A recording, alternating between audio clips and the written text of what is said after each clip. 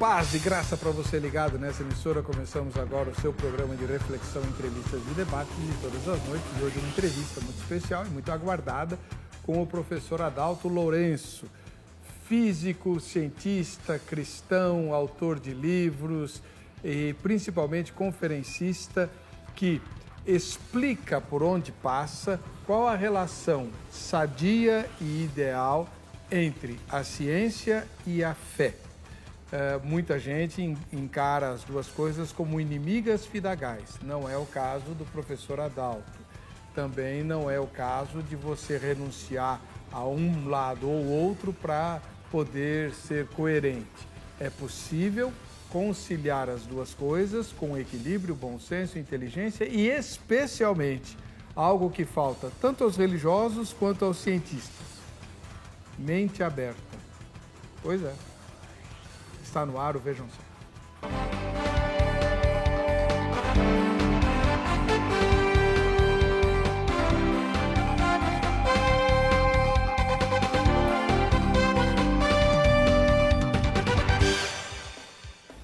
Olá, em nome da Academia Teológica da Graça de Deus Agrade, começamos essa edição do programa Vejam Só. Hoje, mais uma vez, temos o privilégio de entrevistar o professor Adalto Lourenço, que, como eu disse na escalada de abertura, é uma série de coisas, mas o mais importante é que é um cristão com a mente aberta para as questões da ciência, um pesquisador renomado e que, quem duvida... Mas, peraí, paz e graça, professor. Bem, bom estar de volta aqui, Eber. Tudo bom? Graças a Deus. Graças a Deus mesmo. Deixa eu mostrar aqui para dois um dos livros do professor Adalto, que eu já comecei a ler 1 milhão de vezes e não consigo terminar, porque ele é muito difícil. Como tudo começou, deixa eu mostrar uma encadernação muito bonita, muito bem feita, com papel couché, várias fotografias, por exemplo, esse dos fósseis, diagramas, mapas. Tem uma porção de coisa muito legal. Esse aqui é o marcador onde eu parei a última vez que eu comecei a ler o livro de novo, né? Em linguagem científica, com fórmulas, que é para dialogar com os livros de cunho científico voltados para o grande público. Eu disse da outra vez e repito, parabéns pela sua obra. Acho que essa obra é uma obra de grande fôlego e que lembra muito o livro Universo... Não, Uma Breve História do Tempo, do Stephen Hawking. É o mesmo estilo. O senhor copiou? Eu gosto de fazer coisas que dão certo, que pelo menos tornam um pouco mais fácil para as pessoas poder avaliar o que está sendo dito. O pessoal que fez o trabalho para o Stephen Hawking fez um trabalho espetacular nos livros dele, principalmente no Universo Uma Casca de Nós. Bem ilustrado e tudo mais, porque as ideias ficam mais fáceis de serem assimiladas quando você tem ilustração ou pelo menos um gráfico, alguma coisa que ajuda a explicar. E o senhor seguiu o mesmo estilo? Olha, o pessoal que trabalhou na produção gráfica do livro deu essa sugestão, então vamos bem nessa direção. Não, ficou muito bom, muito bem feito. E eu exorto os irmãos e as irmãs, ou que têm pendor científico, ou as pessoas que têm interesse científico e querem conhecer o criacionismo de maneira séria, porque o livro, deixa eu mostrar de novo aqui, vou pedir para o diretor dar um close, ele tem um propósito, né? Aqui em cima, bem ao lado do nome do autor, não sei se dá para ler, esse livro tem o propósito de ser uma introdução à teoria do criacionismo. Correto. Né? E é o criacionismo científico. Uhum. Obviamente, como ele é cristão, ele faz o paralelo com o criacionismo bíblico. Mas muita gente não sabe, existe uma teoria científica chamada criacionismo científico, que se distingue do criacionismo bíblico em alguns aspectos, obviamente, né? E essa introdução a essa teoria pela via científica é feita de maneira muito maiúscula pelo professor Adalto Lourenço. Parabéns mais uma vez por essa obra de fôlego que nos enche de orgulho. O senhor lembra, na sua maneira de escrever e na sua argumentação, um outro erudito cristão que já faleceu, está com o Senhor e que também fazia interlocução com o mundo da ciência pensante, de maneira muito eficiente, que é o Dr. Francis Schaeffer, como certamente o senhor conhece, né? Francis Schaeffer, Dr. Francis Schaeffer, C.S. Lewis, são homens que ajudaram a moldar muito a minha maneira de pensar. Então eu não estou tão errado assim. Não, de forma nenhuma, de forma nenhuma. Professor, vamos lá. Talvez muita gente esteja assistindo ao senhor pela primeira vez, então queria que o senhor falasse um pouquinho do porquê o senhor se interessou pela ciência e por que a física, que aquilo é muito difícil. Bom, o interesse pela ciência foi algo bem interessante. Eu venho de uma família evangélica, pais cristãos, e eu sempre olhei a natureza, devido ao aprendizado que a gente tem na igreja, que a natureza sempre foi criada pelo Senhor Deus. Então ela funciona como um livro, na verdade é um livro. É o livro das obras de Deus. E o desejo de conhecer um pouco mais esse livro, hoje eu percebo a curiosidade que havia lá atrás. Eu sempre fui muito curioso, queria saber por quê. Por que isso, por que aquilo? Por que o céu é azul? Por que a borboleta voa? Ou por que as plantas são verdes? E coisas desse jeito. Então a curiosidade me levou muito nessa área, de querer saber mais a respeito. E, como eu disse, sendo cristão, eu cresci muito familiarizado com o livro das palavras de Deus, que é a Bíblia. Mas eu conhecia pouco do livro das obras de Deus, que é a natureza. Então, ao longo do tempo, Deus foi dirigindo esse caminho até eu chegar na oportunidade de fazer física. Na verdade, não é uma matéria complicada. Eu comento com as pessoas, às vezes os professores fazem a coisa complicada.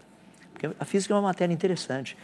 O alvo da física é só explicar a natureza, como ela funciona, por que ela é do jeito que ela é, por que as coisas acontecem do jeito que acontecem. E essa é uma parte bonita. Então, o trabalho todo voltado a conhecendo o livro das palavras de Deus, a Bíblia, conhecendo o livro das obras de Deus, a natureza, tem sido para mim algo fascinante, poder ver como os dois caminham juntos. Muito legal. Eu já estava esquecendo que tem uma matéria, né, que apresenta o tema que nós vamos discutir hoje. Fala, Zeca. Parece que a cada dia que passa, fica mais difícil encontrarmos pessoas que defendam a leitura da criação do mundo, assim como o livro de Gênesis ensina ou descreve no seu primeiro capítulo. Afirmar que, no princípio, criou Deus os céus e a terra é considerada uma grande ofensa no meio acadêmico e científico. Os acadêmicos, e dentre eles alguns estudiosos bíblicos, usam várias teorias para desconstruir o texto de Gênesis. A teoria das fontes é um ótimo exemplo. Tirar a autoria de Moisés e colocar a compilação desse texto em um período pós-cativeiro ajuda a reforçar a ideia de um conceito de fábula ou mito hebreu sobre a criação do mundo. Situação muito comum em todos os povos, que sempre buscaram explicações para a criação do mundo. Já os cientistas afirmam ser uma loucura imaginar a pessoa de um Deus todo-poderoso e criador de todas as coisas. Parece ser muito mais lógico atribuir tudo a uma grande explosão e a um processo de evolução natural. Exemplos esses que tomam conta dos ambientes educacionais, como as grandes verdades absolutas sobre a criação do planeta e de todo o universo. Porém, não são todos que defendem essas ideias ou que se deixam levar. Pelo contrário, ainda que em ambientes dominados pelo ateísmo e atacando os preceitos bíblicos, temos pessoas que defendem a Bíblia como fonte de todo o conhecimento para conseguir então explicar todas as coisas. Um desses homens é Adalto Lourenço, mestre em física, com especialização em física de superfície. Além disso, graduou-se em teologia e música sacra pelo Seminário Bíblico Palavra da Vida. Os seminários ministrados sobre o tema criação e evolução geram muito debate, tanto na academia quanto dentro das igrejas. E quando tem debate e polêmica envolvida, é claro que vira assunto aqui no Vejam Só. E hoje, com muita alegria, recebemos para uma entrevista o físico e teólogo Adalto Lourenço. Fique ligado, o Vejam Só já está no ar. Legal. Professor Adalto, da última vez que o senhor esteve aqui, nós abordamos uma questão, que foi uma pergunta que eu fiz, e ela repercutiu, e agora ela volta. Já vou apresentá-la para o senhor, inclusive porque ela está verbalizada por alguns algumas postagens dos nossos telespectadores no nosso Facebook, tá? Mas antes eu preciso perguntar para o senhor o seguinte, que é a mesma pergunta da enquete, vamos pôr a enquete no ar já, vai, vamos lá. No Facebook tem uma pergunta aí para você responder, depois a gente vai ouvir a opinião do professor Adalto. Vamos lá? O capítulo 1 de Gênesis é literal, ele tem uma narrativa literal, ou seja, quando fala em 6 dias, são 6 dias e 24 horas, quando fala que Deus criou instantaneamente as coisas, elas foram criadas instantaneamente. É isso que nós queremos dizer com literal, né? E a segunda opção ele é um capítulo figurado. Não é o livro de Gênesis que é figurado, é o capítulo 1 de Gênesis na sua acepção ou na sua concepção majoritária, ele tem um lado figurado. Não é que Deus é figurado, mas a forma como Deus é narrada, a criação de Deus é narrada, é uma forma figurada, tá bom? Vamos ver qual vai ser o resultado ao final da gravação. Para o senhor, Gênesis capítulo 1 é majoritariamente literal ou figurado? Deixa eu responder essa pergunta de duas formas, cientificamente e teologicamente. Deixa eu começar teologicamente, porque é o que as pessoas muitas vezes perguntam. Gênesis capítulo 1 fala da criação dos céus e da terra. Gênesis capítulo 2 fala da árvore da vida. Apocalipse 21 fala da criação dos novos céus e nova terra. Apocalipse 22 fala da árvore da vida. Se os dois primeiros não forem verdadeiros e literais, que esperança alguém pode ter que os dois últimos serão verdadeiros e literais? Porque o assunto é exatamente o mesmo. São os 4 únicos capítulos onde não existe pecado na história humana. Os 2 primeiros e os 2 últimos. A simetria é perfeita. Em matemática nós estudamos isso. A e B são verdadeiros, porque A corresponde, no caso C e D, A corresponde a C e B corresponde a D. Se A e B são verdadeiros, C e D também serão verdadeiros. Então é uma questão apenas de uma dinâmica, como os dois são apresentados. Do ponto de vista científico, muitas pessoas colocam alguns empecilhos, mas, por exemplo, até onde nós temos estudado, os 2 capítulos são literais. Deixa eu colocar, eu creio que são literais, estou dando já a minha opinião aqui. Por exemplo, Gênesis capítulo 1, verso 2, diz o seguinte, que havia trevas sobre a face do abismo e o Espírito de Deus pairava por sobre as águas. A Bíblia nos informa que havia água no início do universo. Sabe o que é fascinante? Nós descobrimos que a 13 bilhões de anos-luz de distância da Terra, existem corpos celestes que possuem água. Agora, cientificamente não seria possível ter água logo no início do universo. Teria que ter um elemento químico chamado hidrogênio em grande abundância. Água tem hidrogênio e oxigênio. Oxigênio não era para estar lá, porque, teoricamente, o oxigênio é produzido nas estrelas num processo de fusão nuclear. Então, depois de bilhões de anos de estrelas existindo, elas iriam explodir e o oxigênio que estava lá dentro sairia, entraria em contato com o hidrogênio e formaria moléculas de água. No entanto, nós vemos que existe água logo no início do universo, do jeito que a Bíblia diz. É impressionante isso. Também, quando nós pegamos assim textos, só estou dando alguns exemplos. No 3º dia da criação, tem algo muito interessante. Deus diz assim, ajuntem-se as águas num só lugar e apareça a porção seca, é singular, a porção. Ele não fala as porções secas. Ou seja, aquilo que a ciência descobriu, que no início da história do planeta Terra havia um único continente. Ou seja, eu estou dando apenas alguns exemplos para a gente ver o quanto que o livro de Gênesis, capítulo 1, ele em nada é contra a evidência científica. Em nada. Bom, daqui a pouquinho o senhor vai explicar para nós, já que o senhor falou em dias da criação, como é que é essa cronologia dos dias e por que os astros que medem o tempo são criados no 4º dia da criação. Apesar de que desde o 1º, à tarde e manhã. Como é que pode ter tarde e manhã se o sol não existia, a lua não existia? Enfim, já o senhor responde isso.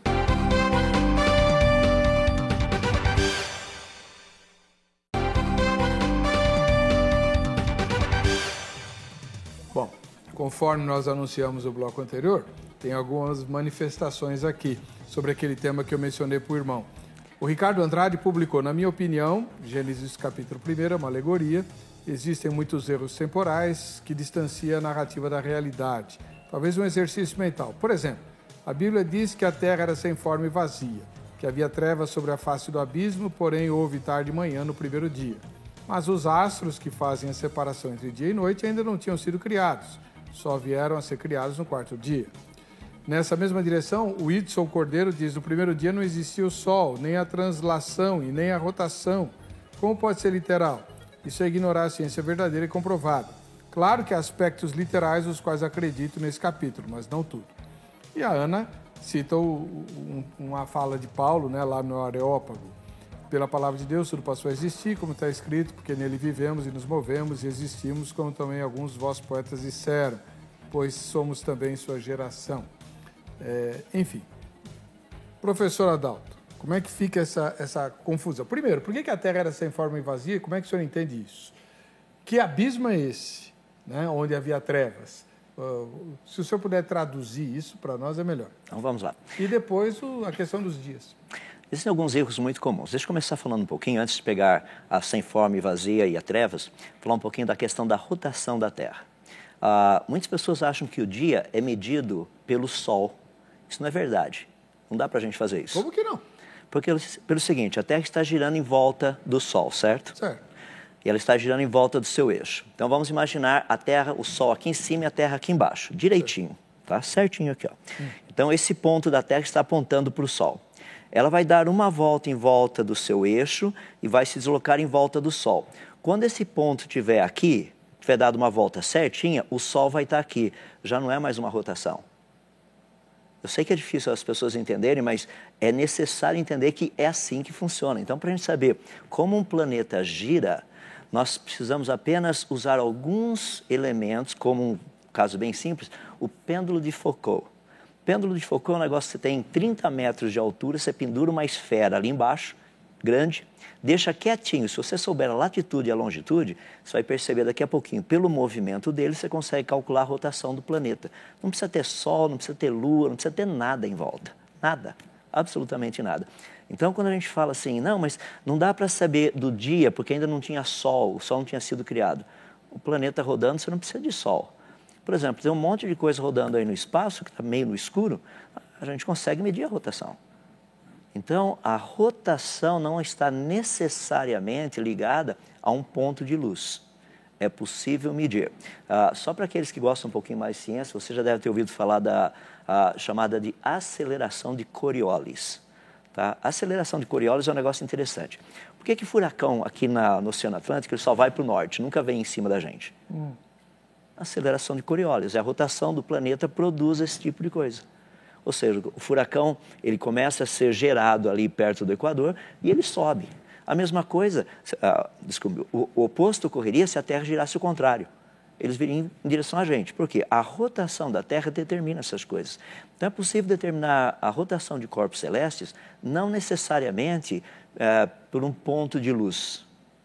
Então, esse é um erro muito comum que as pessoas cometem. Falam, não daria para dizer que houve um dia literal, sendo que o Sol só foi criado no quarto.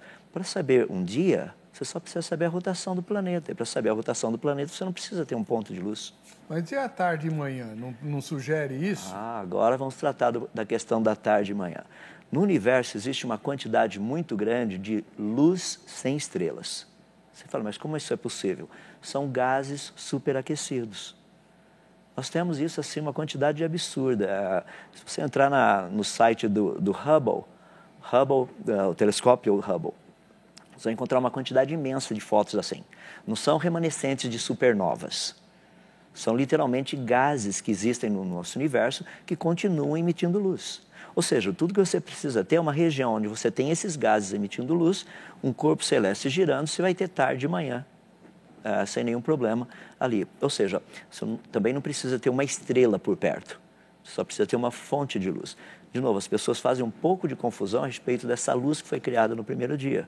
Que luz é essa? A resposta é bem simples, é todo o espectro de radiação eletromagnética. Por exemplo, tem a luz visível, que é essa que nós estamos habituados, mas tem luz infravermelha também. Muitas pessoas vão para a praia e não estão habituados com essa dinâmica. Então, um dia coberto na praia, as pessoas falam assim, hoje não tem sol, não vai queimar. Rapaz, queima do mesmo jeito. Por quê? Radiação infravermelha passa pela nuvem como se a nuvem não estivesse ali. E radiação infravermelha praticamente está muito relacionado com aquilo que nós chamamos de calor. Agora, para e pensa, logo no dia 2 existe água em estado líquido. Para haver água em estado líquido tem que haver calor. Se tem calor, tem que ter radiação eletromagnética no caso, infravermelho. Então, por isso que Deus criou a luz primeiro. Correto. Agora, quando a Bíblia fala assim, no princípio criou Deus o céu e a terra era sem forma e vazia, ele está falando só do planeta Terra que era sem forma e vazio, ou é o universo que era sem forma e vazio? A ideia principal ali, quando ele fala terra, e aí tem muita divergência entre teólogos e tudo mais. Eu, como cientista, eu gosto de olhar sempre do ponto de vista prático. Tá? Quando ele diz que a Terra era sem forma e vazia, ele está falando a respeito do planeta. É literalmente o que vai acontecer depois. Agora, o fato da Terra estar sem forma e vazia significa que tudo que era necessário para ela estar junto e formar um planeta que nós conhecemos já tinha sido criado pelo Senhor Deus. Agora iria ocorrer um processo dele para fazer com que esse negócio se juntasse e ficasse um planeta. Isso daí, obviamente, está relacionado com todo o aspecto da criação do primeiro dia, que você encontra tarde e manhã no primeiro dia. Olha que coisa interessante. Pessoas acham que o primeiro dia começa no verso 3. Eu, como disse, eu olho sempre do ponto de vista científico, que você procura sempre a explicação mais rápida. Características do primeiro dia, tarde e manhã. Deus chama a parte de luz, dia, e a parte de trevas, noite. A parte de luz a gente sabe, começou ali no verso 3, quando disse Deus, haja luz. E a parte de trevas, começa onde? Porque a gente está falando do primeiro dia. Trevas nós encontramos no verso 2, quando diz que havia trevas sobre a face do abismo. Agora, voltando rapidamente à questão do abismo, nós precisamos entender que a Bíblia foi escrita não na nossa língua nem para o povo brasileiro. Então, foi escrito por uma outra língua, para um outro povo, uma outra cultura. Como que você descreve algo imensamente gigante que não tem a dimensão incrível e é tudo escuro? A ideia de um abismo, para nós, é como se você estivesse na beira de alguma coisa olhando um buraco. Isso. Não é esse o contexto do que foi escrito. É como se você estivesse dentro do buraco. Essa é a diferença. Então, eu não estou olhando numa plataforma, numa beira de alguma coisa, eu olho e vejo aquele buraco imenso na minha frente. Eu estou na beirada de um precipício. Não estaria na beira do precipício, estaria dentro do precipício. Dentro do precipício. Isso. Porque exatamente essa era a situação do universo quando ele foi criado. Deus trouxe à existência, e é importante, Deus traz à existência tempo, espaço e matéria. No princípio, Deus criou o tempo. Criou Deus os céus, o espaço, a terra, no sentido matéria. Então, você tem os 3 elementos básicos para tudo que vai acontecer depois. Então, os céus e a terra. Tá, a terra representando o elemento material. Sim. Tá. E as trevas na face do abismo é porque era tudo escuro. Era tudo escuro e era o espaço. É muito importante as pessoas entenderem que é o seguinte, Deus nunca precisou nem de tempo, nem do espaço, nem de matéria ou energia para existir. Ou seja, Deus teve que primeiro criar o vazio para daí colocar o espaço dentro. É meio complicado isso para a gente, não é? Claro. Primeiro criar o vazio, nem o vazio existia ainda, porque as pessoas falam assim, onde Deus habita? Deus não precisa de lugar para habitar. Nós, criaturas, precisamos. As coisas criadas precisam ter um lugar. Deus não. Deus não precisa do tempo. Ele nunca necessitou do tempo, tanto é que o tempo é criação dele. Para que nós e de novo, só um pequeno parênteses, para que as pessoas possam entender, ou para que as criaturas dele pudessem entender o que significa ser eterno, por exemplo, Deus criou o tempo. Tendo criado o tempo, agora eu entendo o que significa ser eterno. Imagina eu tentar usar essas duas palavras, sempre e nunca, sem o conceito de tempo. O que sempre significa? O que nunca significa se o conceito de tempo não existir? Então, a criação do tempo nos ajuda a ver isso. Então, quando Deus cria o espaço, Ele traz à existência o local onde todas as coisas vão existir, a maneira como isso estava era ainda como se fosse um abismo, nós dentro desse buraco gigantesco, o observador ali, totalmente escuro, porque a luz não tinha sido criada ainda. Seria criada por Ele. E essa luz que Deus cria é a radiação? Luz é o quê? É onda ou é como é que é? Partícula. Partícula. A gente trabalha com os dois, né? Principalmente Einstein fez essa proposta que a luz seria uma pequena partícula chamada fóton e ela literalmente ela não teria massa, mas carregaria aquilo que a gente chama de momento. É igual quando você empurra uma bola, solta uma bolinha, a bola continua rolando um pouquinho, então ela tem momento, ela continua rodando, ela não para imediatamente. Tá? Então Einstein fez essa proposta. A ideia de fóton é usada até hoje. Então nós temos esses dois aspectos. Voltando para a luz. Que luz que Deus criou? É aquilo que nós conhecemos como radiação eletromagnética. Tá? O bonito disso é que, lembre-se que Deus é luz. Deus não é radiação eletromagnética. Ele criou algo para que nós entendêssemos o que ele é. Mas a gente lê muito nos jornais e em algumas revistas científicas que os pesquisadores, os cientistas gostam de pesquisar a tal da radiação de fundo. Essa radiação de fundo é a luz que Deus criou? Não, essa radiação de fundo é um outro negócio.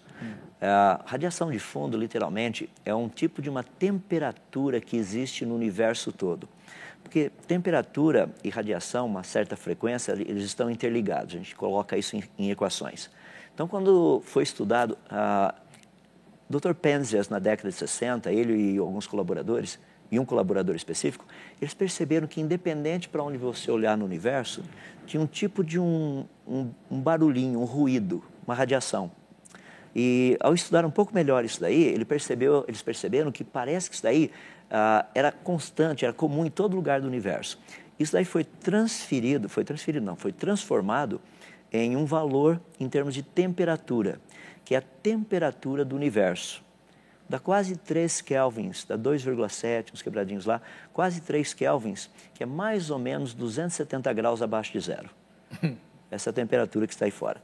Daí vem a ideia que muitos sugerem que o universo teria começado extremamente quente, numa explosão, e teria demorado 13,8 bilhões de anos para esfriar até a temperatura que ele tem hoje. E o senhor aceita essa ideia? Olha, eu tenho um pouco de dificuldade pelo seguinte: quando nós olhamos a estrutura do universo, a organização que ele possui, existe uma lei fundamental na ciência, que é a segunda lei da termodinâmica, conhecida como lei da entropia. Essa lei diz o seguinte, que qualquer sistema deixado por conta própria, à medida que o tempo passa, ele irá se autodesorganizar. Essa não foi uma lei que os cientistas criaram. Nós descobrimos, essa lei reflete uma característica que a natureza tem. Então, por exemplo, eu compro um sapato novo, eu começo a usá-lo, daqui a pouco meu sapato fica velho. Eu construo uma casa nova, eu não preciso nem usá-la, deixa a casa lá bonitinha por 100 anos. Daqui a 100 anos você chega, a casa, o reboco está caindo, a casa está se desfazendo.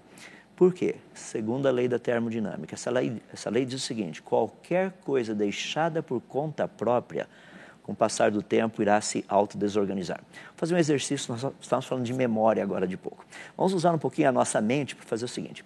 Essa lei diz que à medida que o tempo passa, as coisas se deterioram. Então, se eu olhasse para algo daqui 100 anos, vamos pegar, por exemplo, esse estúdio. Daqui 100 anos, ele estaria melhor ou pior se ninguém cuidar dele? Nem existiria. Nem existiria. Mas se há 100 anos eu chegasse lá, eu visse apenas partes do estúdio, eu tentasse imaginar, rapaz, como é que esse estúdio teria sido há 100 anos atrás? Conhecendo a segunda lei da termodinâmica, eu sei que, à medida que eu vou voltando ao passado, os traços do que havia sobrado iriam começar a mostrar a figura do que teria sido no início. Eu falo, nossa, ele não era assim. No início ele era todo organizado, era perfeito. A natureza é assim. Hoje nós estamos vendo traços do que ela já foi no passado. Então essa radiação de fundo mostra como era... Essa radiação de fundo pode dizer duas coisas. O universo poderia ter começado quente e está esfriando, ou ele poderia ter começado extremamente frio e está esquentando. Os naturalistas acreditam que ele começou quente e está esfriando. Só que a teoria do Big Bang, que é a teoria que propõe isso, você tem que colocar a segunda lei da termodinâmica também. Que significa o quê? Se houve uma explosão, como que essa explosão teria organizado o universo como nós o vemos hoje? Pela segunda lei da termodinâmica, isso jamais teria ocorrido. Tanto é que Stephen Hawking, no livro dele, O Universo numa Casca de Nós, ele coloca período das leis da física estranhas e desconhecidas. Por quê? Pelas leis conhecidas, isso jamais teria acontecido. Então tem dogma também na física? Sem dúvida. Mas não é o que os cientistas falam. Tem. Não só na física, como em todas as áreas. Por exemplo, aqueles que conhecem o trabalho de Dobzhansky, relacionado com a parte da teoria da evolução, ele diz que a teoria da evolução, ele está usando uma frase de um outro autor, e a proposta desse autor é bem interessante. Eu vou só resumir e deixar como lição de casa procurar. Dobzhansky é o cara que realmente apresentou isso. A ideia é a seguinte: nada faz sentido a não ser que seja interpretado sob a luz da evolução. Se é para ser cientificamente aceito, ele não pode ter nenhuma outra possibilidade ou contemplar uma outra possibilidade a não ser que tenha sido evolução. Isso é dogma. É uma chave hermenêutica. Você tem que olhar por esse prisma, correto, porque senão a conclusão é outra. Correto. É por isso a importância de nós conhecermos as leis da natureza e os processos naturais, porque eles nos livram de cairmos nesses becos sem saída. Agora, como é que o senhor explica, doutor, a grande aversão que muitos cristãos têm em relação à ciência e a pior aversão ainda dos cientistas em relação a qualquer religião? Duas coisas que eu acho que são primordiais aí. A primeira, nós temos essa visão da ciência. Muitas pessoas falam assim, a ciência é contra a religião. Não, a ciência deve ser contra a ignorância. A função da ciência não é ser contra a religião. Então, a ciência, a função dela é descobrir a verdade. Como que o universo teria surgido? Como que vida teria surgido? Por que que o universo é do jeito que ele é? Como ele funciona? Por que que os planetas giram em volta de uma estrela? E assim por diante. Então, a função Por que eles são redondos? por que eles são redondos e coisas desse jeito? Então, há uma necessidade de entendermos que essa é a função da ciência. Precisa ficar claro também que a ciência, ela não é a detentora da verdade. Ela é a busca pela verdade. Isso é diferente. Uma coisa é afirmar categoricamente, bater o martelo e falar assim, é assim. É outra dizer, falar assim, até onde estudamos parece ser desse jeito. Percebe? Essa é a diferença. Então, muitas pessoas olham para a ciência como se ela fosse a dona da verdade. Uma deusa. Correto. Ah, isso é fato. E não é esse o ponto. Então, muitos cristãos olham para esse aspecto e falam assim, eu tenho que rejeitar isso porque isso aí está querendo ocupar o lugar de Deus. Mas isso daí não é a ciência, são pessoas que estão querendo dar para a ciência essa característica. Então, nós precisamos entender a diferença entre os cientistas e a ciência. O que é um posicionamento científico e o que é ciência devidamente estabelecida. São partes importantes. Agora, muitos cientistas, quando eles olham para o aspecto cristão, principalmente o cristianismo, que é o nosso contexto aqui, eles olham e falam assim, vocês fazem parte daquele grupinho do Deus das lacunas. Ou seja, não tem explicação, então foi Deus. A gente não sabe como é que funciona, foi Deus. Eu quero deixar claro que o aspecto da criação não é Deus das lacunas. É pelo contrário, é por conhecermos processos naturais e leis da natureza que nós afirmamos que o universo e a vida foram criados. Então, existe uma parte bonita entre os dois. O desafio, só para completar o pensamento, é bem simples. Se a ciência estiver devidamente estabelecida e se a Bíblia for corretamente interpretada, eu posso garantir que os dois não entram em contradição. Mas ciência devidamente estabelecida. Teoria científica não é ciência devidamente estabelecida. Claro. E interpretação bíblica, nós sabemos como funciona. A Bíblia interpreta-se a si mesma. Então, se você trabalhar com os dois, a Bíblia estiver corretamente interpretada, ciência devidamente estabelecida, pode olhar, não entra em contradição. Bom, no próximo bloco, eu quero que o senhor comente uma das febres aí atuais, que é a tal da teoria da Terra plana. Teve gente que sabia que o senhor vinha para cá. Por que vocês não trazem um opositor, o defensor da teoria da Terra plana para discutir com o professor? Eu falei, tá, vocês me apontem alguém que tenha o mesmo gabarito e o mesmo conhecimento doutoral, que a gente equilibra e faz o debate. Não apontaram até hoje. Se apontarem, a gente faz. Já já a gente volta.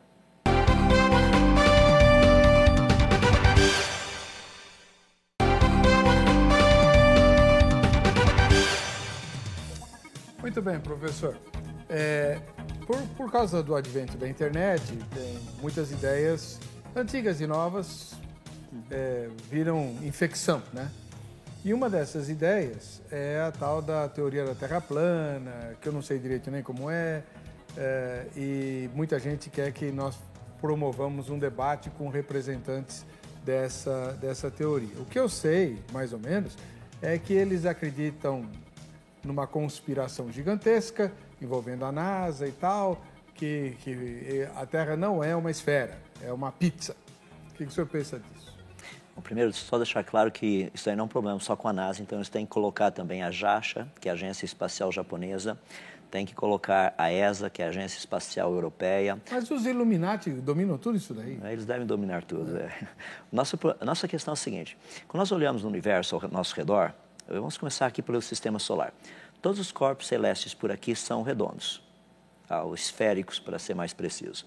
Você tem o Sol, a nossa Lua, os planetas todos do sistema solar, Mercúrio, Vênus, Marte, Júpiter, Saturno, Urano, Netuno, até mesmo o planeta anão Plutão, que nós fotografamos agora em 2015 com a sonda New Horizons, ele é redondo ou esférico, ou seja, tudo ao nosso redor é esférico. A nossa pergunta é por que a Terra não seria?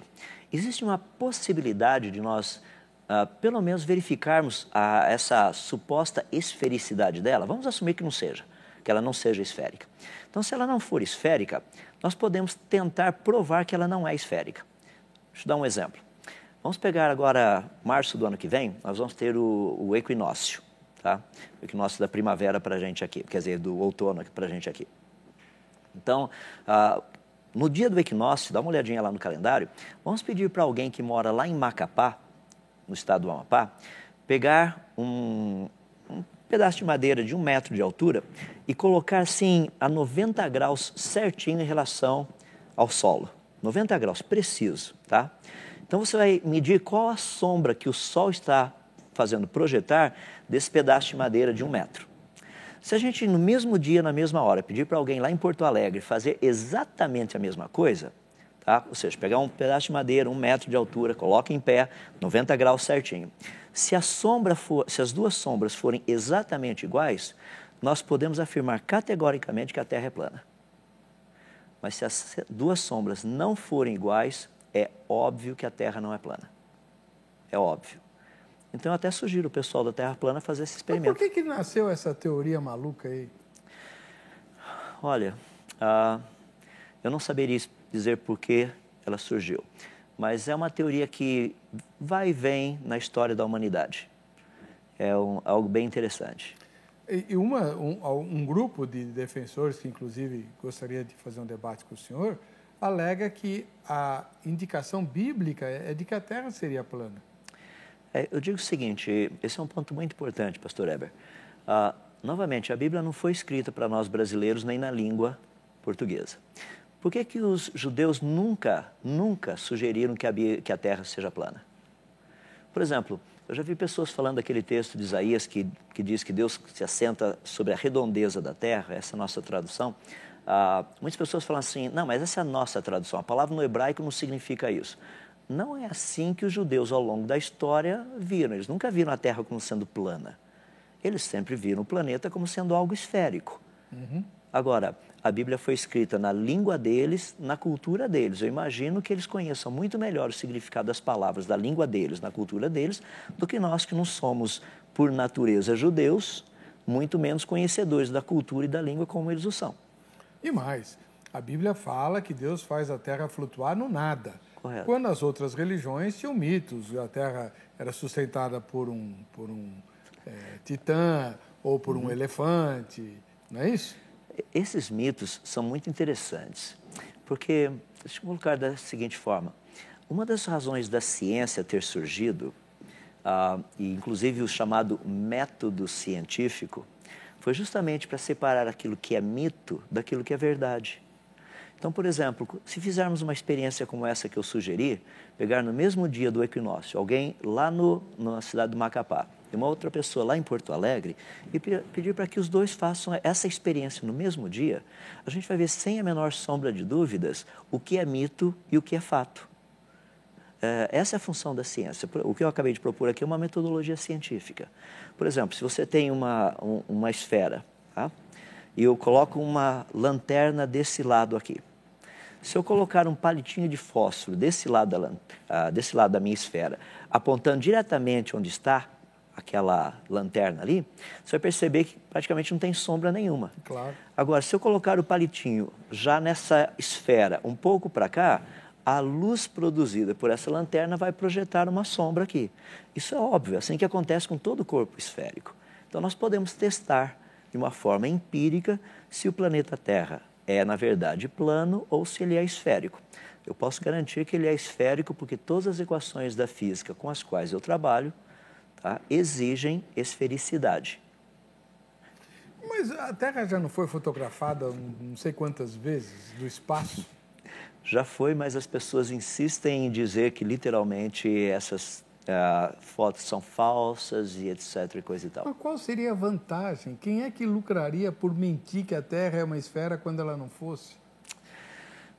Nós temos algo aí que eu quero colocar, vou falar isso com bastante carinho e bastante cuidado. Tá? Muitas vezes nós andamos em certas direções que nós queremos fazer dessas direções a nossa e não vemos que a direção do Senhor Deus é diferente. Ou seja, queremos andar nesses caminhos. Uma das maneiras como Deus nos repreende é permitindo que a gente continue nesse caminho até as últimas consequências. Eu tenho encontrado pessoas falando a respeito da Terra plana. E o que eu tenho dito é o seguinte, tanto a Bíblia quanto a ciência dizem que não é.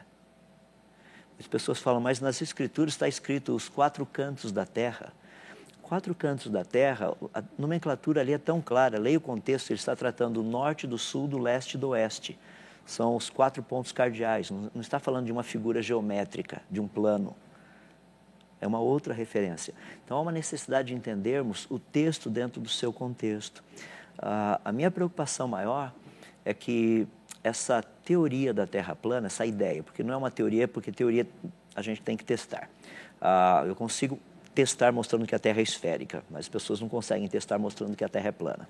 As pessoas chegam para mim e falam o seguinte, mas olha, se a Terra sendo plana, falo, tá, continua.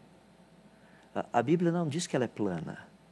É importante nós entendermos que, se nós afirmarmos que a Terra é plana, nós estamos querendo dizer que tudo aquilo que os judeus creram e aceitaram durante toda a história está errado, que as equações conhecidas pela ciência não funcionam, e que todas as fotos tiradas do nosso planeta, na verdade, fazem parte apenas de uma teoria da conspiração que circulou por aí. Agora, deixa eu ser bem claro, os judeus, como disse, os judeus sempre acreditaram que a Terra é esférica. As teorias científicas mostram que a Terra é esférica. As equações mostram isso. As evidências mostram para isso. Eu não sei o que mais dizer. Bom, e o geocentrismo? O geocentrismo e o heliocentrismo. Isso aí é coisa da Idade Média, não é? Sim. O geocentrismo vem praticamente lá dos gregos. Tá? Ptolomeu e alguns outros ali sugeriram essa ideia, que a Terra seria o centro. Então, você tem a Terra no centro, o Sol girando em volta, as estrelas, a Lua, os outros planetas, tudo girando em volta. Deixa eu colocar da seguinte forma. Na ciência, nós trabalhamos com modelos, para tentar explicar a natureza. Nós conhecemos as variáveis. Vamos pegar o exemplo do geocentrismo e do heliocentrismo.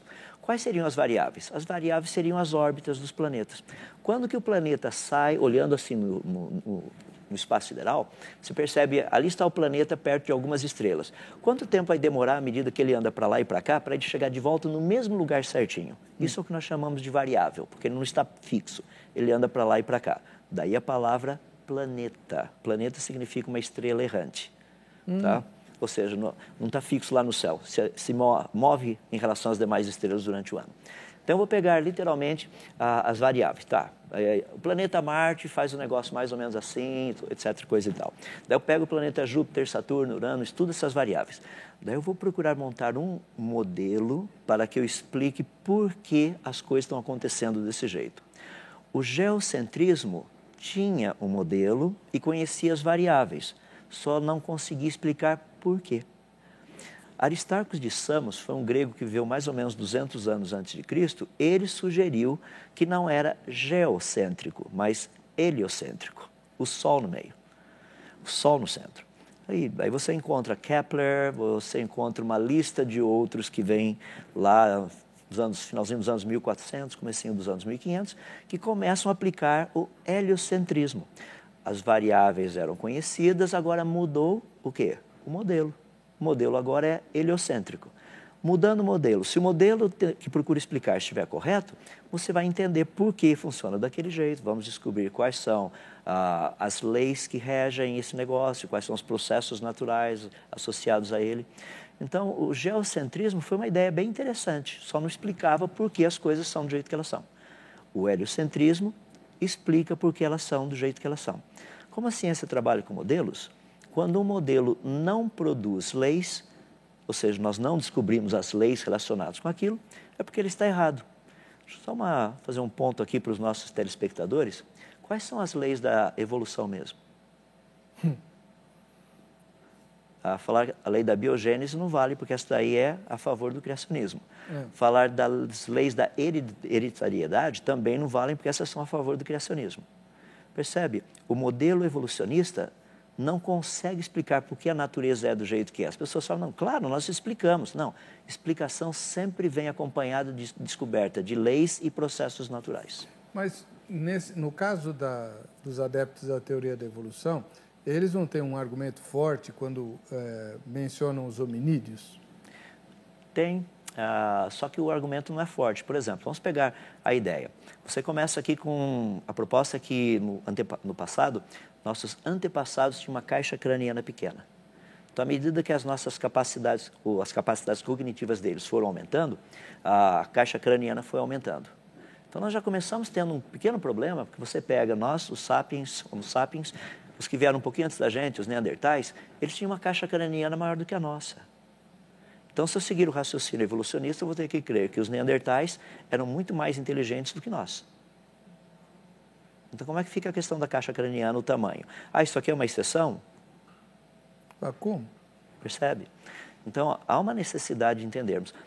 Houve uma descoberta agora, questão de 2 anos atrás, de um fóssil de Homo sapiens, exatamente como a gente, foi descoberto no Marrocos e foi datado com 300 mil anos. O que isso significa?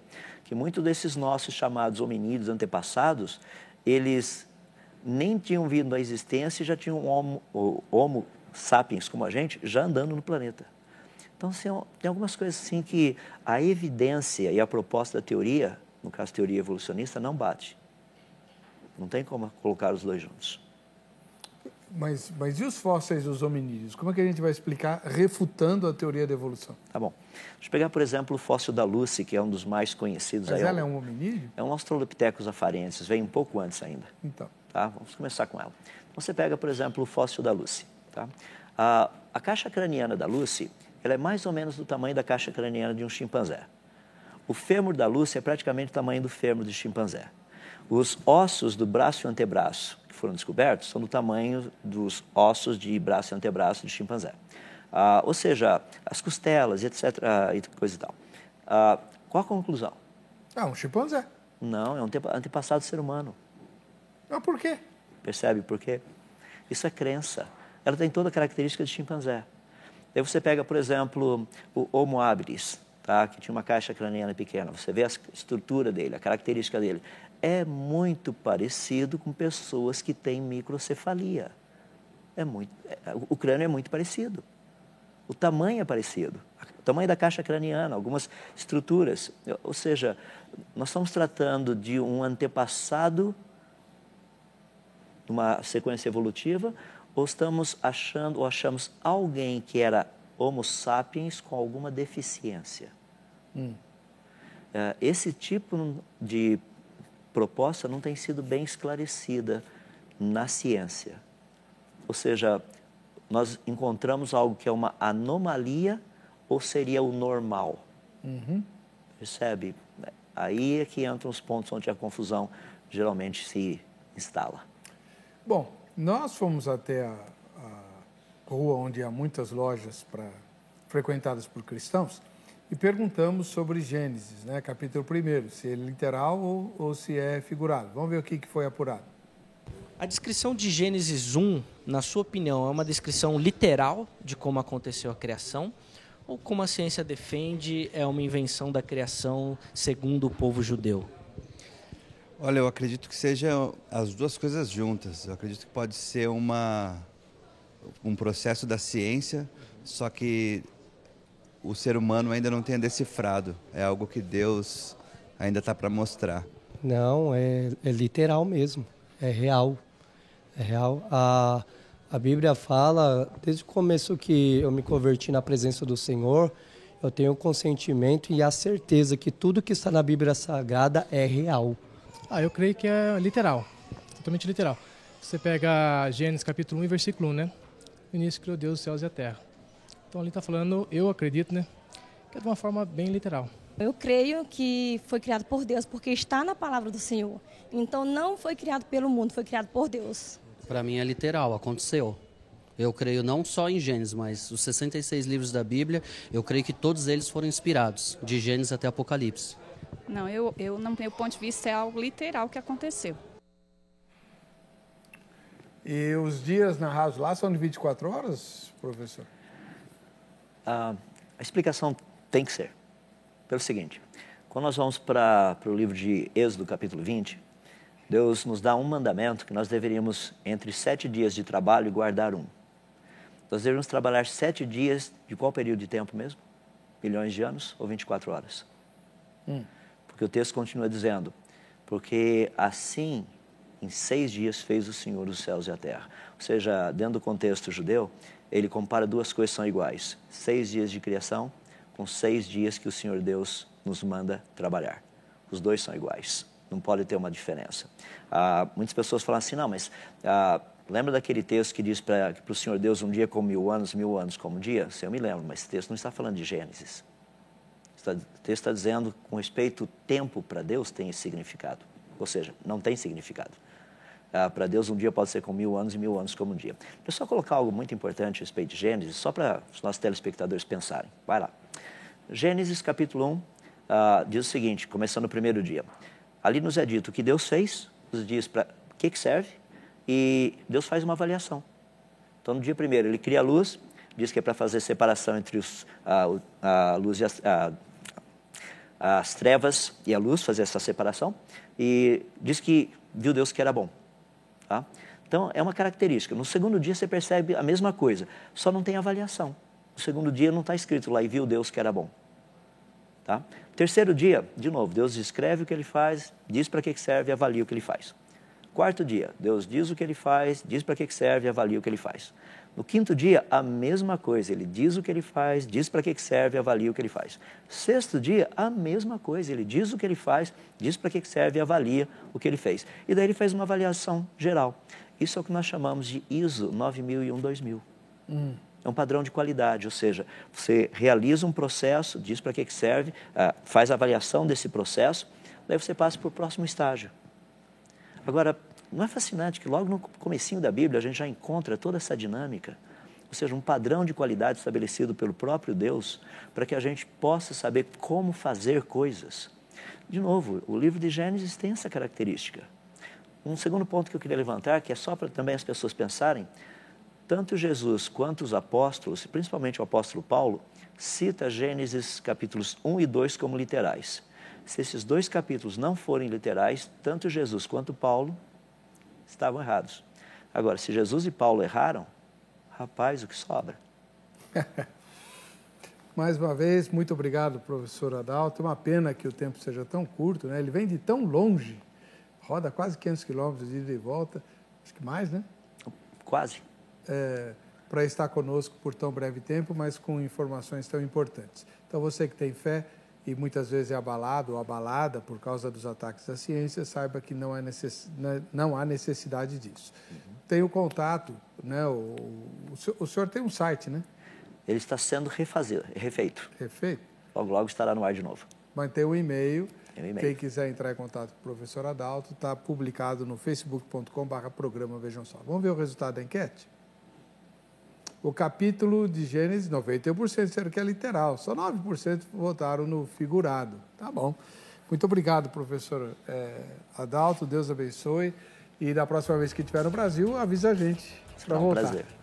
Até lá.